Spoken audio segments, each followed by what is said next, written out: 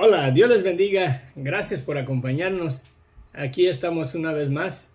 Continuamos con nuestro estudio en el libro de Romanos. Muy interesante, verdaderamente, nuestro estudio.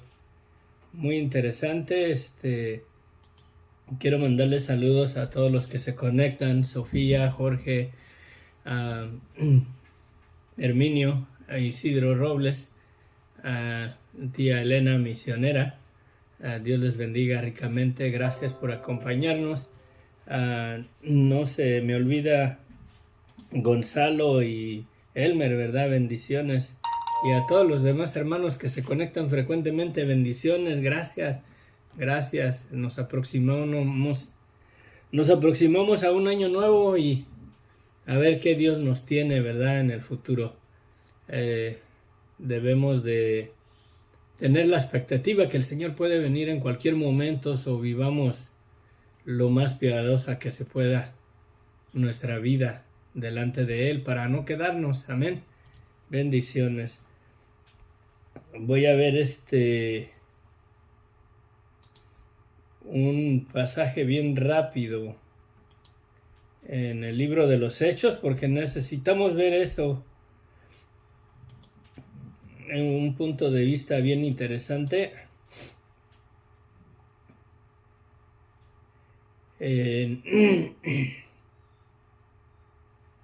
A ver, Hechos.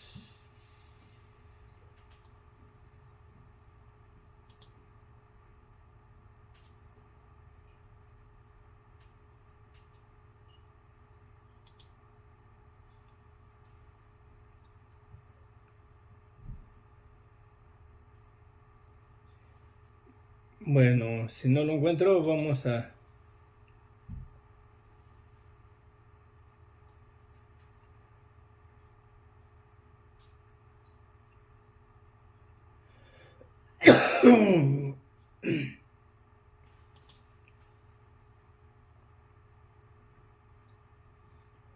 Cuando inicia la iglesia, en el principio, y matan a Esteban, sale ahí un personaje que se llama Saulo de Tarso y y él estaba cuidando las ropas de los que apedreaban a Esteban. Más adelante, Saulo, en el capítulo 8, dice: y Saulo consentía en su muerte de Esteban, ¿verdad? En aquel día hubo una gran persecución contra la iglesia que estaba en Jerusalén, y todos fueron esparcidos por las tierras de Judea y de Samaria, salvo los apóstoles. Y hombres piadosos llevaron a enterrar a Esteban, y haciendo gran llanto sobre él, y Saulo asolaba la iglesia, y entrando casa por casa, arrastraba a hombres y a mujeres, y los entregaba en la cárcel.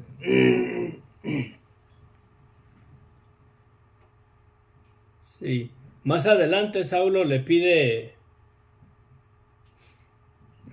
cartas a los líderes. Dice en el capítulo 9, Saulo, respirando amenazas de muerte contra los discípulos del Señor, vino al sumo sacerdote y le pidió cartas para las sinagogas de Damasco, a fin de que si hallare allí algunos hombres o mujeres de este camino, los trajese presos a Jerusalén. Mas yendo por el camino, aconteció que al llegar cerca de Damasco, repentinamente le rodeó un resplandor de luz del cielo, y cayendo en tierra, oyó una voz que le decía: Saulo, Saulo, ¿por qué me persigues? Él dijo: ¿quién eres, Señor? Y le dijo: yo soy Jesús, a quien tú persigues. Dura cosa te es dar coces contra el aguijón. Él, temblando y temeroso, dijo: Señor, ¿qué quieres que yo haga? Y el Señor le dijo: levántate y entra en la ciudad, y se te dirá lo que debes de hacer. Y de ahí Saulo se convierte en el apóstol a los gentiles. ¿Qué tiene que ver eso con el estudio de hoy? Bastante, porque está hablando de la restauración de Israel. ¿Y qué más? Que él tiene la convicción de que a pesar de la dureza del corazón del pueblo de Israel, de los de su gente, ¿verdad? Porque ha venido haciendo el contraste, ya ha hablado de las ramas del el olivo, y que las ramas de un olivo silvestre fueron injertadas en el buen olivo y las ramas del olivo fueron arrancadas. Y está hablando acerca de el pueblo de Israel. Y luego dice que el Señor es poderoso para volverlos a injertar. ¿Sí? Decía en el 24, en el versículo 24, estamos en el capítulo 11 ya en Romanos. Porque si tú fuiste cortado del que por naturaleza es olivo silvestre, y contra naturaleza fuiste injertado en el buen olivo, cuánto más estos que son las ramas naturales serán injertados en su propio olivo. Porque no quiero, hermanos, que ignoren este misterio, para que no seáis arrogantes en cuanto a vosotros mismos, que ha acontecido a Israel endurecimiento en parte, hasta que haya entrado la plenitud de los gentiles, y luego todo Israel será salvo, como está escrito. Está diciendo que no nos jactemos, que no se jacte los gentiles, ¿verdad? Acuérdense que la carta se las dirigió a Roma, él todavía no iba a Roma, y oye de la iglesia que está en Roma y les escribe esta carta. Y vemos aquí que dice que no sean arrogantes, que no se sientan extremadamente algo especial, escogidos por Dios para como si Dios ya hubiera desechado al pueblo de Israel. O sea, que no sean altivos en su fe, que no sean altivos y se sientan mucho mejores y menosprecien al pueblo de Israel, ya que Dios es poderoso para volverlos a restaurar. Y qué mejor testimonio que Él mismo es, él mismo tiene el testimonio de que no importa la dureza del corazón de Israel. Mirando la vida de Pablo, ya que él es el que está escribiendo, y no cabe duda que por muy duro que esté el corazón del pueblo de Israel, y aunque aún, así como Pablo perseguía a la iglesia, lo vimos ahí en el libro de los Hechos ahorita, que agarraba a hombres y mujeres y los arrastraba y los metía en la cárcel. Era grande su coraje, era grande su ira, era grande su celo contra el cristianismo, y cuando el Señor le sale al encuentro y le transforma su vida y lo vuelve en realidad de las tinieblas a la luz, a esa luz admirable de la luz del Evangelio, y lo manda a ser pastor. Buenos días, Vilma, bendiciones. Y lo manda a ser apóstol de los gentiles, y él aquí está diciendo, o sea, que no es imposible que Dios verdaderamente vuelva el corazón de Israel al Evangelio, que se conviertan al Señor, que los restaure. Sí, y que hay un propósito el por cual ellos no creyeron en el Evangelio, para que la gracia de Dios fuera pareja. Ellos tenían que ser reprobados para que quedaran en el mismo nivel que nosotros, que no somos del pueblo de Israel, que estamos reprobados, para que seamos salvos por gracia, no porque obedecemos la ley, no porque tenemos los ritos religiosos, las ordenanzas de la ley, los sacrificios y las ofrendas y todo el religiosismo, todos los actos religiosos del pueblo de Israel. Es una cosa maravillosa en realidad. Y dice aquí que no ignoren este misterio, que no seáis arrogantes en cuanto a vosotros mismos, que ha acontecido a Israel endurecimiento en parte, hasta que haya entrado la plenitud de los gentiles, y luego todo Israel será salvo, como está escrito. vendrá de Sión el libertador que apartará de Jacob la iniquidad. Sí, de Jacob es Israel.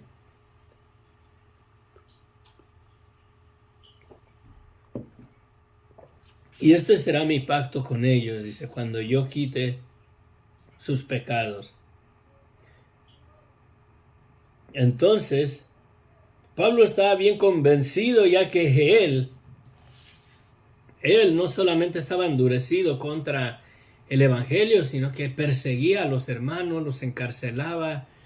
Creo que no se habla de otro de esta misma manera como Saulo, que perseguía a la iglesia y dice que arrastraba a hombres y a mujeres y los encerraba en la cárcel y les quería dar muerte, porque dice que Saulo respiraba amenazas de muerte contra el cristiano, contra el creyente, contra aquellos que habían creído y que estaban creyendo en el evangelio de Jesucristo. Es una cosa tremenda a considerar, y él tiene todo el derecho para hacer esta declaración, que no se debe uno de gloriar, porque él es testimonio de que Dios puede volver el corazón de Israel y restaurarlo, y no solamente restaurarlo, sino darle una posición, darle un ministerio como se lo dio a él, el ministerio de predicar el evangelio a los gentiles. ¿Habrá algo imposible para Dios en realidad? Así que en cuanto al evangelio, soy enemigo por causa de vosotros. Son enemigos, dice.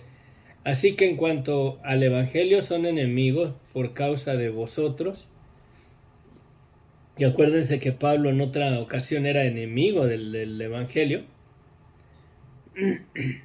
por causa de vosotros, pero en cuanto a la elección, son amados por causa de los padres. Esta palabra causa creo que se debería de interpretar un poquito más diferente.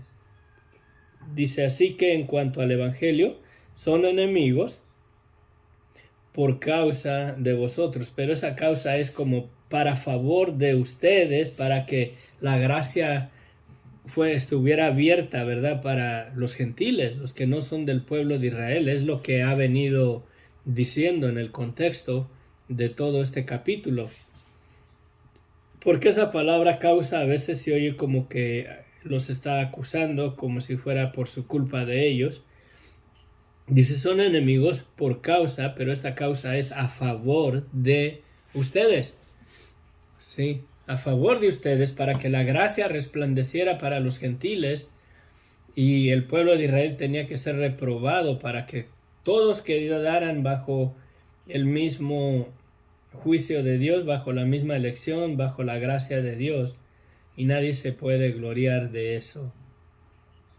Dice, pero que son amados por causa de los padres, o sea, por a favor de los padres, de las promesas de que Dios le ha dado a Abraham, a Isaac y a Jacob. Sí, porque irrevocables son los dones y el llamamiento de Dios, pues como vosotros también en otro tiempo erais desobedientes a Dios, pero ahora habéis alcanzado misericordia por la desobediencia de ellos. ¿Sí? Aquí está la causa o el motivo, la razón o el favor, que son enemigos a favor de uno, porque ellos también, ¿sí? Nosotros alcanzamos, los gentiles alcanzamos la gracia de Dios por la desobediencia de ellos, para que todos quedáramos bajo desobediencia y fuéramos salvos por gracia, no por las obras de la ley.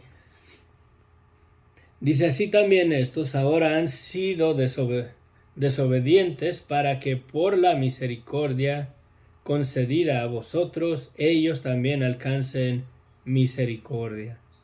¿Sí? ¿Cómo pone Dios a toda la gente por igual en un nivel parejo?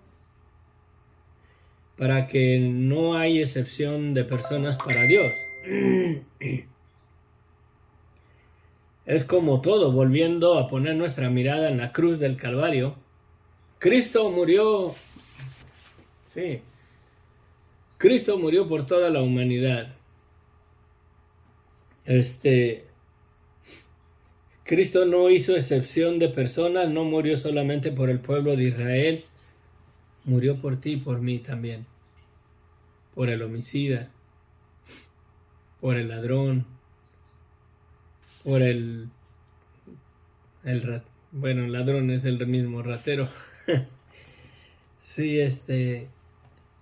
por eso Jesucristo nos manda a que amemos a nuestros enemigos, oremos por ellos, oremos por los que nos ultrajan y nos persiguen, dice, porque Cristo murió por ellos, hay un perdón disponible para sus vidas. Acuérdense que el Evangelio está centrado en el amor de Dios para toda la humanidad y no hizo excepción de personas, por lo cual, mi hermano, mi hermana, mi amigo, no hagamos excepción de personas, no juzguemos o condenemos a aquel que no ha creído en Cristo, aquel que está endurecido, porque en otro tiempo nosotros también estábamos endurecidos, no queríamos nada del Señor, no queríamos dejar la vida de pecado en la cual estábamos empedernidos.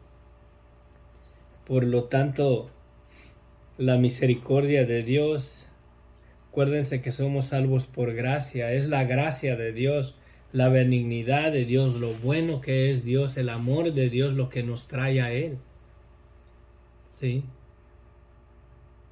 A reconocer que Dios ha dado perdón para todo aquel que se arrepienta, que reconozca su vida de pecado, de maldad. Porque Dios sujetó a todos en desobediencia para tener misericordia de todos. Ahí está. El pueblo de Israel nunca se mantuvo en obediencia a todos los mandamientos que Dios les dio. Y no puede. Por eso Dios les dio un sacrificio, por eso Dios les dio el sacrificio de la Pascua, el cordero que tenían que ofrecer en la Pascua para expiación de los pecados. El sumo sacerdote, una vez al año, ofrecía la sangre de ese sacrificio para perdón de los pecados. Y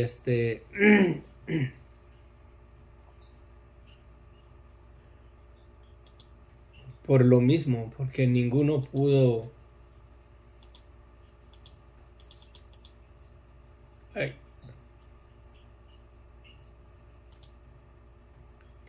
nadie podía en realidad ser salvo por las obras de la ley.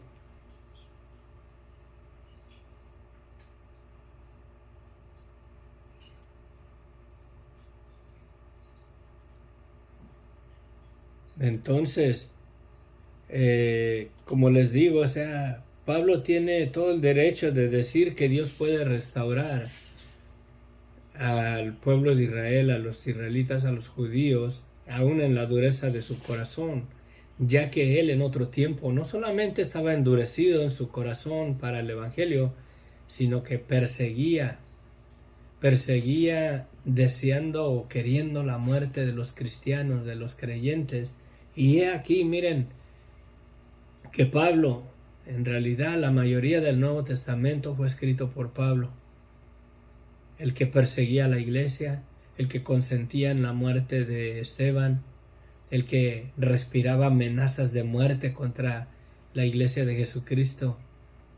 Y ahí fue transformado, fue convertido, y con toda autoridad él tiene el derecho de hacer esta declaración que Dios tiene poder para restaurar a Israel, para volverlo a él, y que al final de todo el misterio del evangelio, dice que todo Israel será salvo. Sí. ¿Quién más que él que pueda hacer esta declaración? Ya que él, cuando perseguía a la iglesia, Se pueden imaginar entrando casa por casa, entraba, no les pedía permiso, entraba casa por casa y los arrastraba y se los llevaba y los metía en la presión. El apóstol Pablo. Y él sabe que Dios puede transformar el corazón de los suyos, de Israel, y volverlo, y usarlo, y restaurarlo, y de eso está hablando aquí. Y luego dice aquí en el versículo 33, oh profundidades de las riquezas de la sabiduría y de la ciencia de Dios, cuán insondables son sus juicios, inescrutables sus caminos. Porque ¿quién entendió la mente del Señor? ¿O quién fue su consejero? ¿O quién le dio a él primero para que fuese recompensado? Porque de él y por él y para él son todas las cosas. A él sea la gloria por los siglos de los siglos. Amén.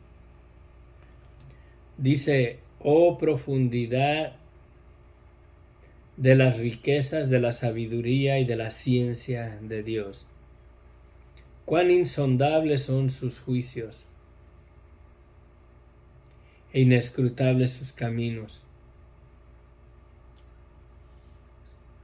No pueden,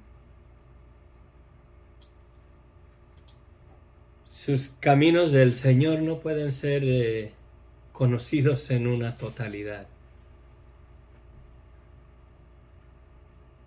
No en la manera de la salvación, sino en la manera que Dios obra, en la manera que Dios trabaja.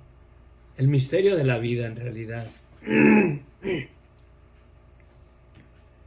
¿Cómo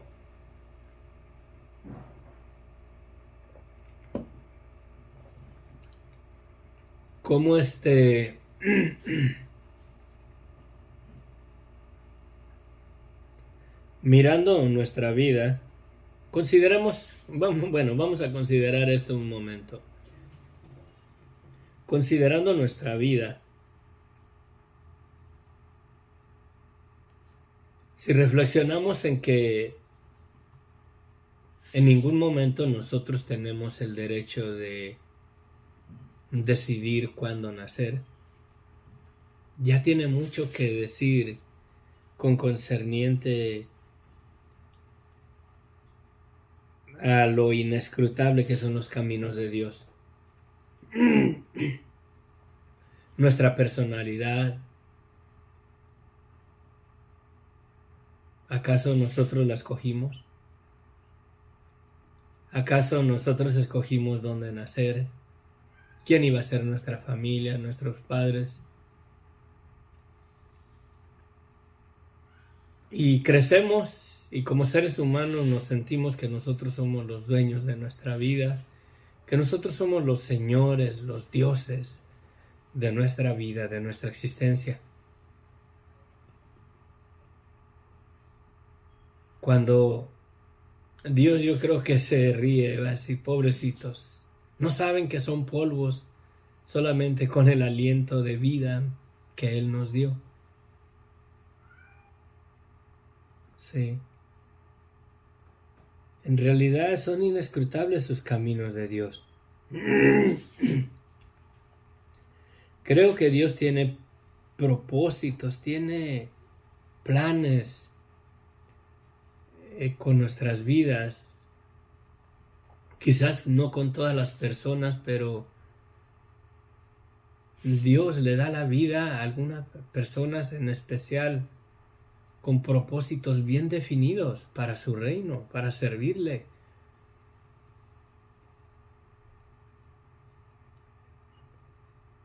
Y como seres humanos nos sentimos que nosotros somos los que decidimos nacer, que nosotros somos los que regimos nuestra vida, los que la gobernamos, que nosotros somos los señores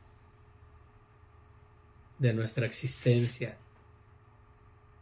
Como si nosotros hubiéramos decidido cuándo nacer, dónde, en qué familia.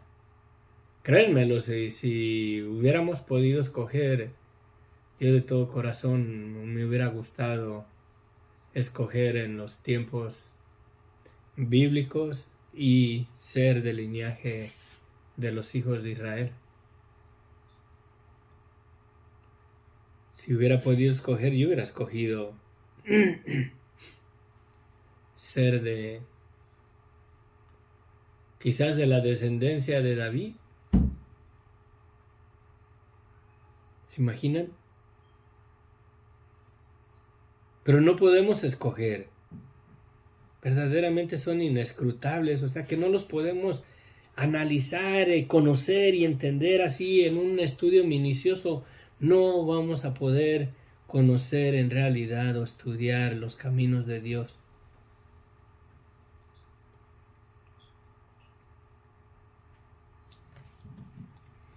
Voy a ver el significado bien, su aplicación de esta palabra insondables, porque me interesa.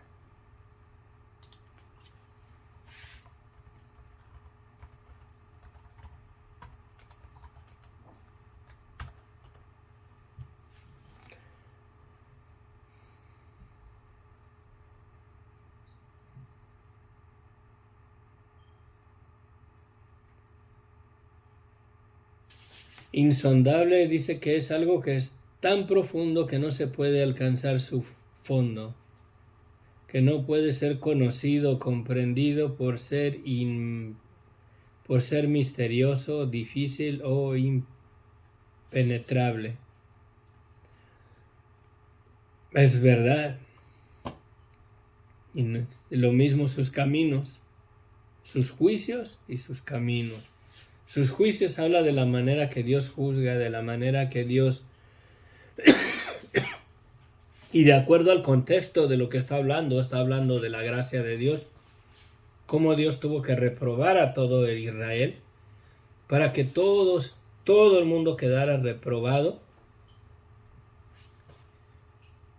para darle salvación tanto a los judíos como a los gentiles por medio de su gracia, por medio de su misericordia, para tener misericordia para con todos. Era necesario que esto fuera así. Y en verdad son tan profundos, tan inalcanzables de comprender la manera que Dios hace las cosas. Como les decía,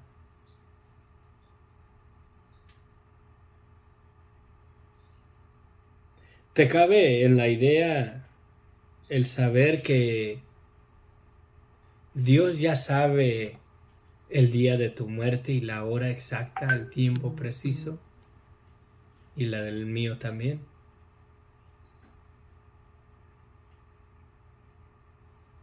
Desde antes de que nacieras o naciéramos,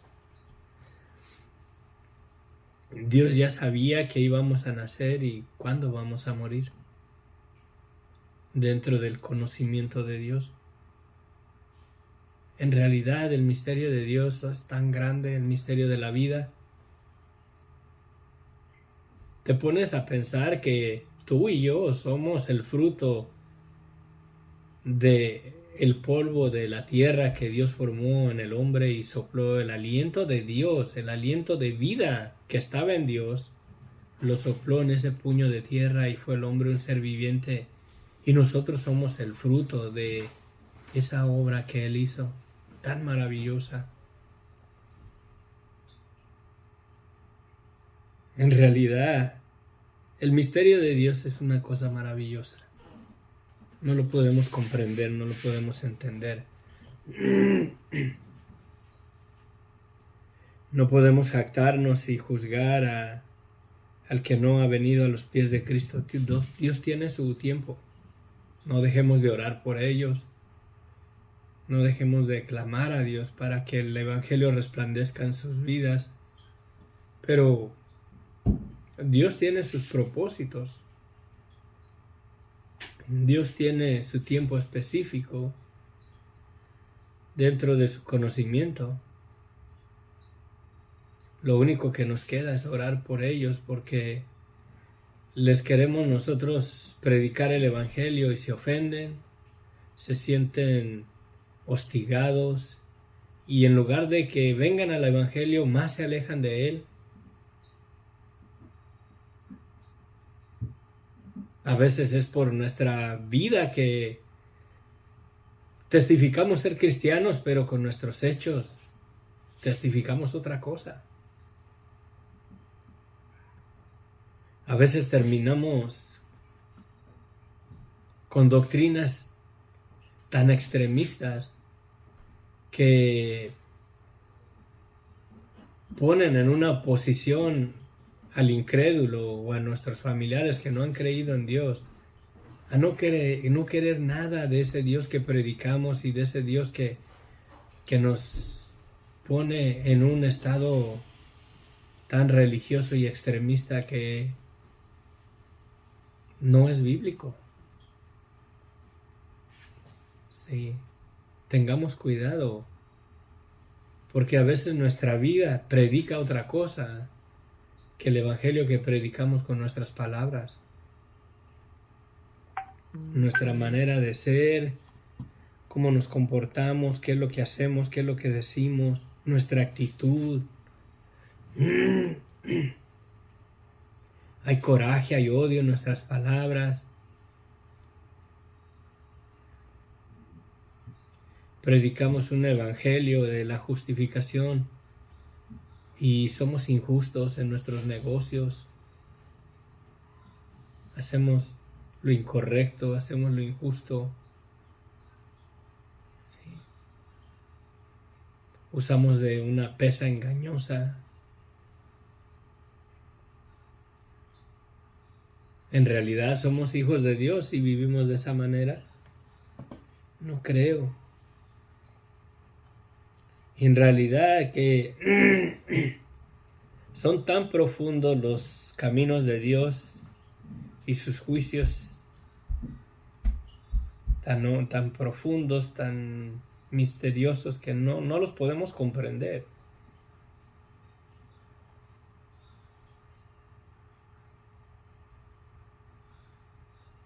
Saben, desde niño yo le pedía perdón a Dios de mis pecados. Y el enemigo me impedía, me acusaba y me hacía sentir que Dios nunca me iba a perdonar. Y en realidad yo sentía que Dios nunca me iba a perdonar. Que yo, porque seguía pecando, seguía haciendo lo mismo. Que el perdón de Dios nunca lo iba a alcanzar porque nunca podía dejar de pecar y de hacer lo malo.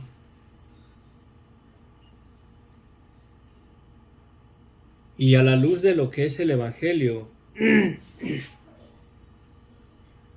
porque mi arrepentimiento era verdadero. Yo lloraba cuando sentía la convicción de mis culpas, de la vida que vivía en mi juventud, en mi adolescencia, las cosas que hacía, y le pedía perdón a Dios y yo lloraba pidiéndole perdón a Dios. Y sentía que Dios nunca me iba a perdonar.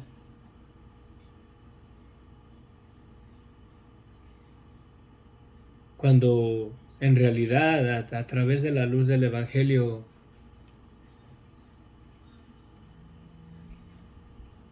siempre el perdón de Dios estuvo en mi vida, cuando me constrictaba en mi espíritu y me quebrantaba delante de Él. El por qué Dios no me hizo que resplandeciera el Evangelio en ese tiempo. En primer lugar, yo no iba a una iglesia cristiana. Ni siquiera íbamos a la iglesia católica. ¿Por qué no resplandeció el Evangelio en mi vida en aquel tiempo? No lo sé. Pero creo y sé que esa experiencia me da la convicción de que si una persona en realidad se arrepiente de todo su corazón y le pide perdón a Dios, con un corazón verdaderamente constricto y humillado,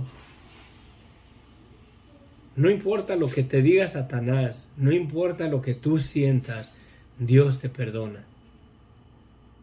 Porque Cristo ya murió en la cruz del Calvario. Y Él murió para darnos el perdón de nuestros pecados. El perdón de nuestros pecados está disponible. No importa que Satanás te diga que Dios nunca te va a perdonar. Dios ya te perdonó en la cruz del Calvario. Que si te arrepientes y le pides perdón a Dios y no sientes que Dios te perdonó, acuérdate que Dios te perdonó no porque tú lo sientas, sino porque Él dio a su Hijo en la cruz del Calvario para perdonarte. Es posible que toda esa experiencia que pasé yo, que no resplandecía el Evangelio en mi vida, y le pedía perdón a Dios una y otra vez en mi adolescencia y en mi juventud, cuando cometía actos vergonzosos delante de sus ojos,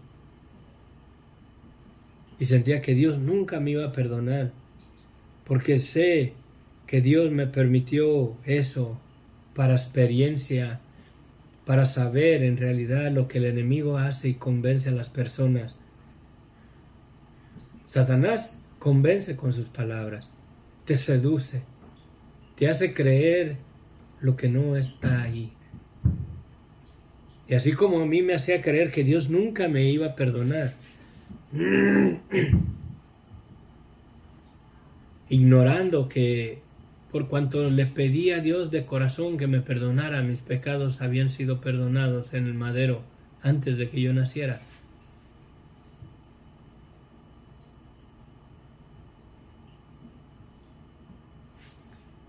Creo que esa experiencia Dios me la permitió para decirte a ti que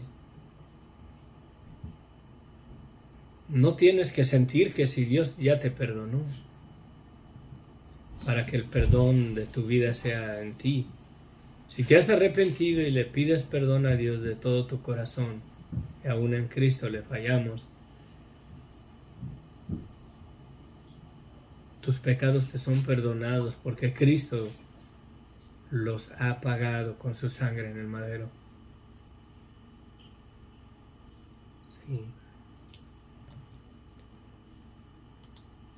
So, hay cosas así, hay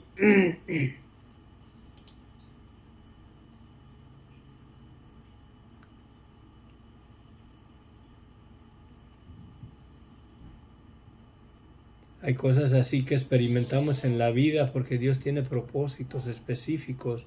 No los conocemos al momento, pero después del tiempo el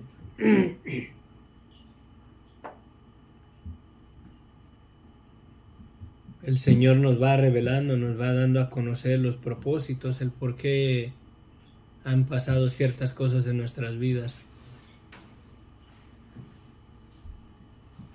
Sí. Bueno, oremos. Padre bendito, gracias Señor, te damos en esta mañana. Gracias Señor, porque tú eres bueno para siempre, tu misericordia, Padre. Tu palabra es maravillosa, bendito Dios. Si volvemos a darle otro repaso, Señor, a esto que hemos leído, nos hablarías de otra manera, Señor, diferente, pero tu palabra es viva y eficaz.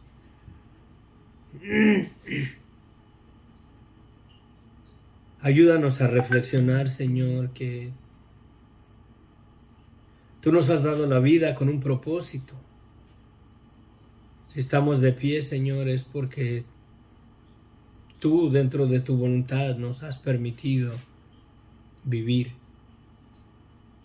Gracias por la vida, Señor. Gracias por el tiempo que tú nos diste en la existencia. Gracias por el día que a ti te complació darnos la vida en la familia que nos la diste, en el lugar donde nacimos, en ese pueblo, en esa colonia, en esa ciudad. Gracias, Señor.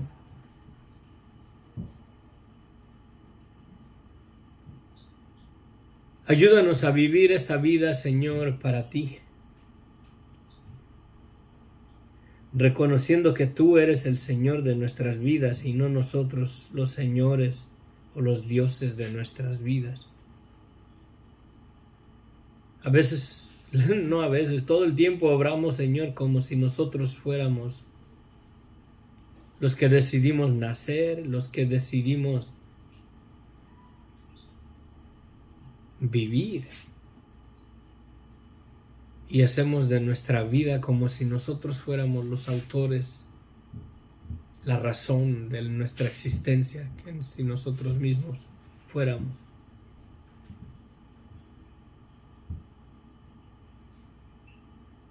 Y eso es lo que nos hace que vivamos vidas, Señor, fuera de tu voluntad. Que no reconozcamos que tú eres el que nos diste la existencia, Padre. Mira cómo transformaste la vida de Saulo, Señor. Tú puedes, Señor, restaurar, Señor, al pueblo de Israel, bendito Dios. Y un día va a resplandecer el Evangelio en sus vidas. Y un día confesarán que Cristo es el Señor. Gracias, Señor, por poner tu misericordia a la disposición de toda la humanidad, bendito Dios. Ayúdanos, Señor, también a hacer lo mismo.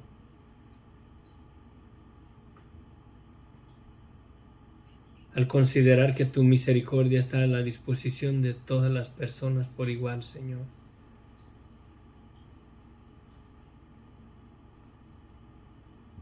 Ayúdanos a que nuestra vida sea, Señor, un testimonio de que en realidad vivimos a la luz del Evangelio, Padre. Que nuestras acciones, nuestra actitud, nuestra manera de ver la vida, Señor, sea diferente. Porque muchas veces predicamos el Evangelio y decimos que en Cristo hay salvación, que en Cristo hay perdón de pecado, y terminamos religiosos y terminamos juzgando. Ayúdanos, bendito Dios, y alejando también, Señor, a veces a otras personas con nuestro testimonio, nuestro mal testimonio, Señor. Ayúdanos, bendito Dios. Gracias, Señor, por cada persona que se conecta, Señor. Gracias. Gracias, Señor bendito, por todos mis hermanos que se conectan, Señor, y nos siguen aquí, Señor, y estamos siendo edificados en tu palabra, Señor. No en las mías, en tu palabra, Padre. Gracias, bendito Dios. En el nombre de Cristo Jesús. Amén. Amén, amén.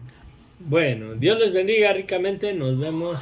Que la gracia de nuestro Señor Jesucristo se perfeccione en sus vidas. Amén.